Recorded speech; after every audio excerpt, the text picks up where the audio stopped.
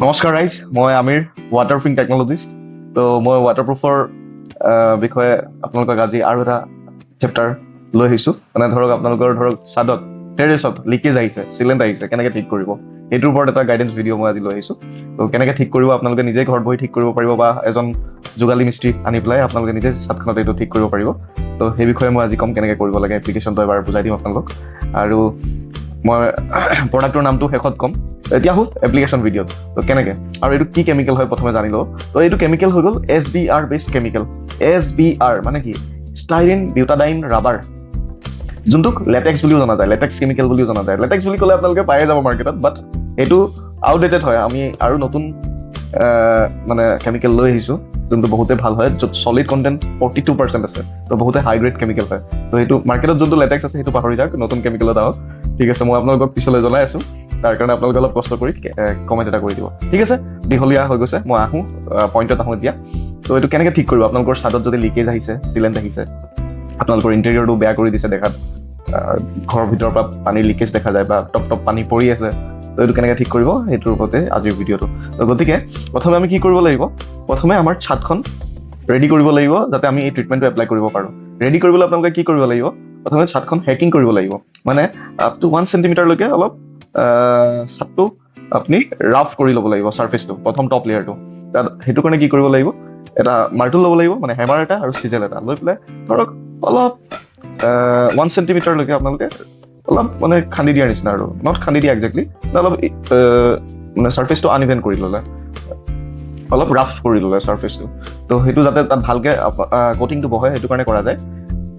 আৰু top লেয়াৰটোত generally কি হয়, ছাদ এখনৰ টপ লেয়াৰটোত এইটো ঘোলা মছলা বুলি কয়, যোনটো প্লাষ্টাৰ, নট একজেক্টলি প্লাষ্টাৰ, মানে চিমেণ্ট আৰু পানী মিক্স কৰি ঘোলা মছলা এটা মাৰা যায়। তো সেইটোৰ ওপৰত এইটো কোটিং নবহে। তো সেইটো কাৰণে আমি 1 চেণ্টিমিটাৰটো অলপ উঠাই ল'বলৈ দিওঁ, যাতে ছাৰ্ফেচটো ডাইৰেক্ট কংক্ৰিটত মানে এই কোটিংটো গৈ পৰে আৰু। তো ঠিক আছে, তো এইটো কেনেকৈ এপ্লাই কৰে এই কেমিকেলটো? আমি কি কৰিব লাগিব? এই SBR কেমিকেলটো ল'ব লাগিব আৰু চিমেণ্ট ল'ব লাগিব। এই SBR আৰু এই কেমিকেলটো 1:2 ৰেচিঅ'ত মিক্স হ'ব। ইয়াত 1 হৈছে এই কেমিকেলটো আৰু 2 হৈছে চিমেণ্ট। 1 কিলো যদি আপোনালোকে কেমিকেল লৈছে, 2 কিলো আপোনালোকে চিমেণ্ট ল'ব। তো এই দুইটা মিক্স কৰিব লাগিব, ভালকৈ ষ্টাৰিং কৰি মিক্স কৰি আমি এটা ডাৰ্ক কালাৰ এটা মিক্সাৰ পাম, এটা পেষ্ট পাম। তো এই পেষ্টটো আপোনালোকে বা আমি ব্ৰাছেৰে তাৰ ওপৰত এপ্লাই কৰিব লাগিব। ব্ৰাছেৰে কেনেকৈ এপ্লাই কৰিব লাগিব? ব্ৰাছেৰে কোটিং কৰিব লাগিব। আমি দুটা কোটিং কৰিব লাগিব, আৰু মনত ৰাখিব লাগিব 1 কিলো কেমিকেল যদি ইউজ কৰিছোঁ, আমি মেক্সিমাম 20 স্কোৱাৰ ফিট এৰিয়াতহে দুটা কোটিং কৰিব পাৰিম। গতিকে প্ৰথম যোনটো কোট হ'ব, ব্ৰাছেৰে আমি 20 স্কোৱাৰ ফিট এৰিয়াত আধাখিনি মেটেৰিয়েল ল'লোঁ, আধাখিনি মেটেৰিয়েল 20 স্কোৱাৰ ফিট এৰিয়াত এপ্লাই কৰি দিলোঁ। এপ্লাই কৰি দিয়াৰ পিছত 4 বা 5 ঘণ্টা আমি ৰখিব লাগিব, ভালকৈ শুকাবলৈ দিব লাগিব। কমো লাগিব পাৰে, যদি ৰ'দ বেছি আছে আৰু সোনকালে শুকাই যাব, 1.5-2 ঘণ্টাটো শুকাই যাব পাৰে। শুকাই যোৱাৰ পাছত আমি নেক্সট কোটিং কৰিব লাগিব। ধৰক আমি প্ৰথম কোটিংটো কৰিছিলোঁ left side to right side, এনেকৈ পথালিকৈ কৰিছিলোঁ। তো নেক্সটটো ছেকেণ্ড কোটিংটো আপোনাৰ শুকোৱাৰ পিছত যোনটো ছেকেণ্ড কোটিং হ'ব, সেইটো কোটিং হৈ যাব ওপৰৰ পৰা তললৈ, মানে পাৰ্পেণ্ডিকুলাৰ হৈ যাব। তো এনেকৈ দুটা কোটিং কৰি দিয়াৰ পিছত আমি কি কৰিম? এই চিমেণ্ট, বালি আৰু পানী আৰু লগতে এই কেমিকেলটো, 1 কিলো চিমেণ্ট যদি লৈছোঁ আমি, কেমিকেল এই SBR কেমিকেলটো 70 ml ল'ম। 70 ml এই কেমিকেলটো লৈ পেলাই আমি প্লাষ্টাৰ মছলাটো বনাই, যিখিনি আমি খান্দি দিছিলোঁ অলপ, তাৰ ওপৰত আকৌ এটা প্ৰলেপ দি দিম। এই প্ৰলেপটো পৰি যোৱাৰ পিছত আপোনাৰ ইন ফিউচাৰলৈ লিকেজ চিকেজ নাহে, বন্ধ।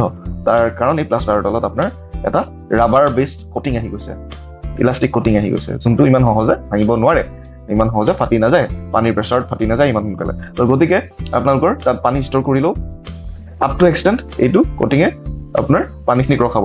আৰু বৰষুণ পৰি যদি আপোনাৰ ড্ৰেইনেজ পাইপ আছে, বৰষুণ পৰি পেলাইতো ছাদৰ পৰা এই ড্ৰেইনেজ পাইপেৰে পানীখিনি গুচিয়ে যাব। তো চিন্তাই নাই ক'বলৈ গ'লে। এই লিকেজ চিকেজবিলাক আপোনাৰ যি চিলেণ্ট চিপেজৰ প্ৰব্লেম আছিল, তো ভৱিষ্যতলৈ আৰু নাহে, বহুত দিনৰ কাৰণে, লং টাৰ্মৰ কাৰণে এই প্ৰব্লেমটোৰ পৰা আপোনালোক টেনশ্যনমুক্ত হৈ গ'ল এতিয়া। গতিকে আশা কৰিছোঁ আপোনালোকে ভিডিঅ'টো ভাল পাইছে। এটা গাইড ভিডিঅ' হয়, গাইড কৰিবলৈ মই ভিডিঅ'টো বনাইছোঁ, যাতে প্ৰপাৰ এপ্লিকেশ্যন হয় এইবিলাক বস্তুৰ। আৰু প্ৰডাক্টটোৰ নাম মই কোৱা নাই, আপোনালোকে অলপ কষ্ট কৰক, কমেণ্ট কৰক। কমেণ্ট কৰি দিয়াৰ পিছত মই আপোনালোকক পাৰ্চনেলি এই প্ৰডাক্টটোৰ নামটো আপোনালোকক মেছেজ কৰি দিম। আৰু ছেকেণ্ড হ'ল, যদি আপোনালোকে মোৰ এই ভিডিঅ'বিলাক ভাল পাই আছে, আপোনালোকক হেল্প কৰিব বিচাৰিছিলোঁ মই, যদি আপোনালোক সঁচাই হেল্প অনুভৱ কৰিছে এই ভিডিঅ'ৰ পৰা, তো আপোনালোকে ভিডিঅ'টো লাইক কৰক, শ্বেয়াৰ কৰক। মই মটিভেট ফিল কৰিলে আৰু বহুত ধৰণৰ এনেকুৱা ভিডিঅ' লৈ আহিম, যোনবিলাকে আপোনালোকক বহুত গাইড কৰিব, বহুত হেল্প কৰিব ডেইলি আপোনাৰ ঘৰখনক কেনেকৈ আপোনালোকে ৰিপেয়াৰ এণ্ড মেইনটেনেঞ্চ কৰি চলিব পাৰে। আৰু লগতে ৱাটাৰপ্ৰুফিঙৰ আৰু ভিডিঅ'ছ বহুত আছে মই লৈ আহিম ৱাটাৰপ্ৰুফিং অকলতো টেৰেছতে নহয় বহুত জেগাত হয় বহুত জেগাত প্ৰব্লেমছ আহে তো সেইবিলাক জেগাত কেনেকৈ ৱাটাৰপ্ৰুফিং কৰিব লাগে প্ৰপাৰ এপ্লিকেশ্যন মই আপোনালোকক দেখুৱাম আৰু বিল্ডিঙত ক্ৰেক ডেমেজ কিবা কিবি আহিব পাৰে সেইবিলাকৰ ৰিপেয়াৰিঙৰ ওপৰতো মই ভিডিঅ' লৈ আহিম আগলৈ গতিকে আশা কৰিছোঁ আপোনালোকে মোক মটিভেট কৰিব থেংক ইউ আজি ইয়াতে সমাপ্ত